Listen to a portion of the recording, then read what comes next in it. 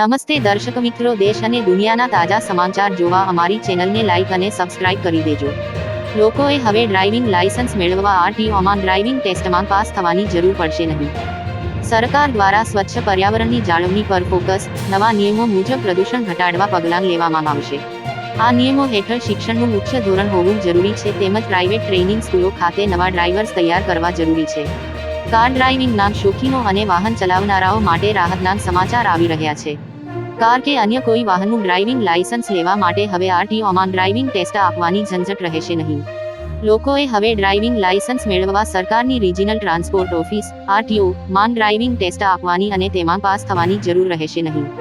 કેન્દ્રના road transport and highway મંત્રાલય દ્વારા ભારતમાં ડ્રાઇવિંગ લાયસન્સ મેળવવા નવા નિયમો જાહેર કરવામાં આવ્યા છે, જેનો 1 જૂન 2024ની અમલ કરવામાં આવશે. દરેક વ્યક્તિઓ હવે સરકાર હસ્તકની આરટીઓને બદલે ખાનગી ડ્રાઇવિંગ ટ્રેનિંગ સેન્ટર્સ ખાતે ડ્રાઇવિંગ ટેસ્ટ આપીને ડ્રાઇવિંગ લાયસન્સ મેળવી શકશે. સરકાર દ્વારા માન્ય આવી ખાનગી સંસ્થાઓને ટેસ્ટ લેવા તેમજ યોગ્યતા માટેના લાયસન્સનું સર્ટિફિકેટ આપવાના અધિકારો આપવામાં આવશે. સરકાર દ્વારા સ્વચ્છ પર્યાવરણની જાળવણી પર ફોકસ કરવામાં આવ્યું છે, જે હેઠળ નવા નિયમો મુજબ પ્રદૂષણ ઘટાડવા પગલાં લેવામાં આવશે.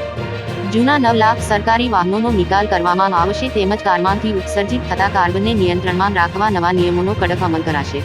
તો હાલ માટે બસ આટલું જ. અમારી ચેનલને અવશ્ય સબસ્ક્રાઇબ કરી દેજો.